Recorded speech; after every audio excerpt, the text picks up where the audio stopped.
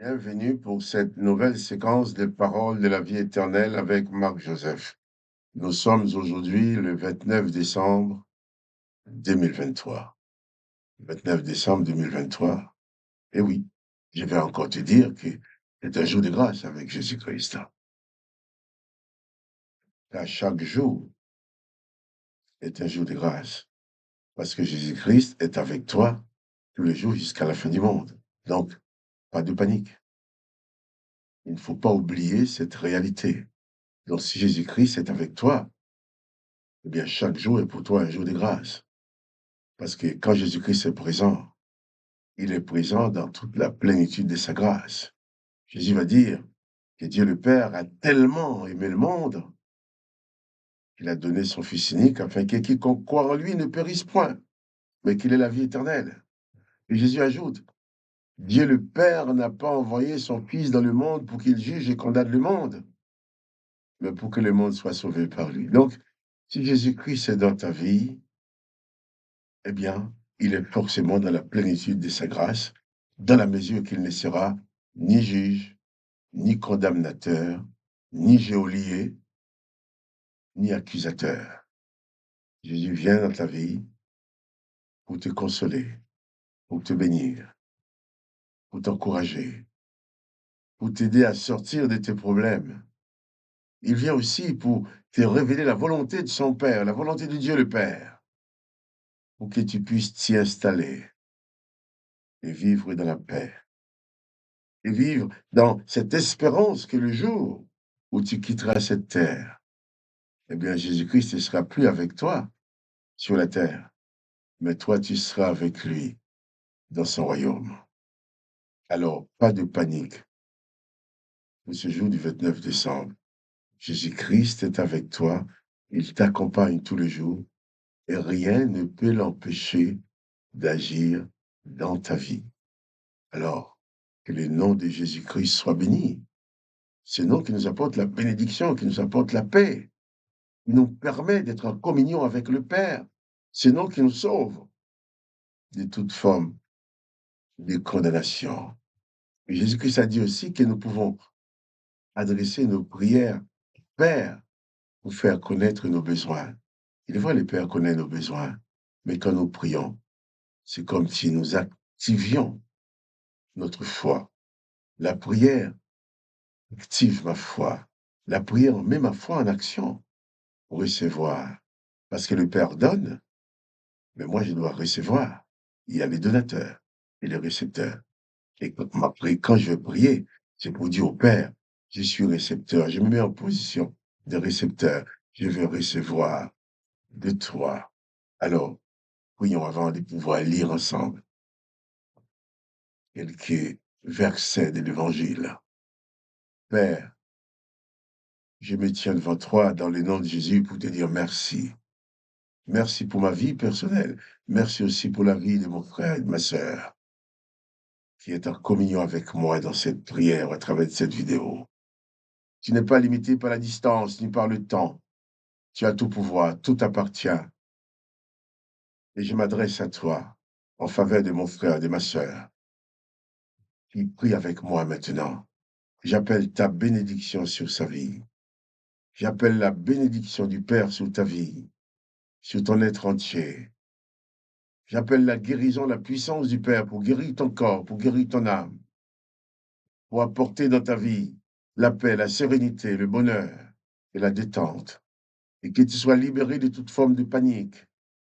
Et que les circonstances de cette vie ne te plongent pas dans la déprime. Alors, dans le nom de Jésus-Christ, je proclame ta délivrance. Je proclame ta guérison. Je proclame la paix de Jésus-Christ dans ton corps. Comme Jésus a dit à ses paralytiques, lève-toi, prends ton lit et marche. Moi, je te dis aussi, lève-toi et lève ton âme vers Jésus-Christ. Marche. Ne reste pas dans la défaite, dans la déprime. Jésus-Christ est ta victoire. Que son Seigneur soit béni. Excuse-moi. Je vais lire avec toi la suite de ce passage. Nous avons lu hier que Jésus, après avoir guéri cet homme, eh bien, les religieux de l'époque étaient en colère. parce que Jésus l'avait guéri le jour du Shabbat. Jean 5, verset 10. C'était un jour du Shabbat. Les Juifs dirent donc à celui qui avait été guéri, c'est le sabbat. Il n'était pas permis d'emporter ton lit. Il leur répondit, celui qui m'a guéri m'a dit, prends ton lit et marche.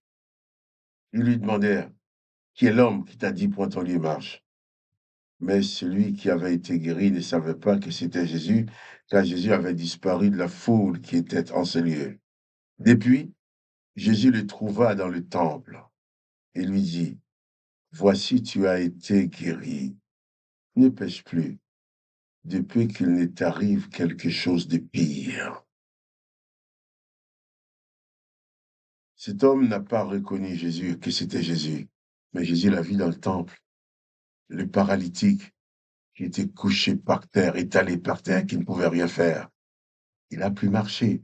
Et à cause de sa paralysie aussi, même s'il pouvait marcher, il n'avait pas le droit d'entrer dans le temple.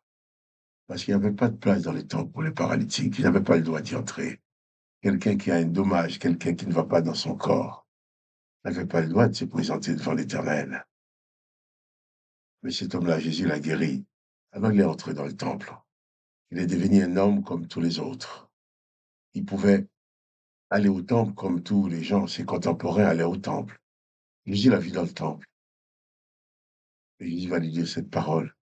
Voici, tu as été guéri, mais maintenant ne pêche point, afin qu'il ne t'arrive quelque chose de pire. Alors, mais c'est grave. Est-ce qu'il peut y avoir des pires d'être paralysé, d'être par terre, de ne pas pouvoir bouger, de... Oui, il y a pire que ça. Pire que ça, c'est lorsque tu es victime, tu es esclave du péché. Et c'est le péché qui va te fermer la porte de la vie éternelle. J'ai dit, ne pêche plus. Certaines personnes disaient peut-être, ah, cet homme est dans cet état, c'est parce qu'il a péché, parce que ses parents ont péché, c'est la conséquence de leur péché. Jésus n'était pas là pour accuser cet homme. Il l'a guéri et lui a mis en garde en disant, ne pêche point, afin qu'il ne t'arrive quelque chose de pire. Car Jésus est venu pour nous montrer les chemins de la vie éternelle. Mais ces chemins de la vie éternelle passent d'abord par la grâce que nous recevons dans nos vies, par le pardon de nos péchés, et par la capacité que Jésus-Christ nous donne à ne pratiquer que le bien, la capacité qu'il nous donne à ne plus pécher. Du temps de Jésus-Christ, ces religieux qui étaient en colère parce que Jésus-Christ avait guéri cet homme, pour eux, il fallait tuer le pécheur. C'est ce que l'Éternel leur avait toujours donné. Il fallait tuer le pécheur. Mais Jésus-Christ, lui, n'est pas venu pour tuer le pécheur. Jésus-Christ est venu pour tuer le péché.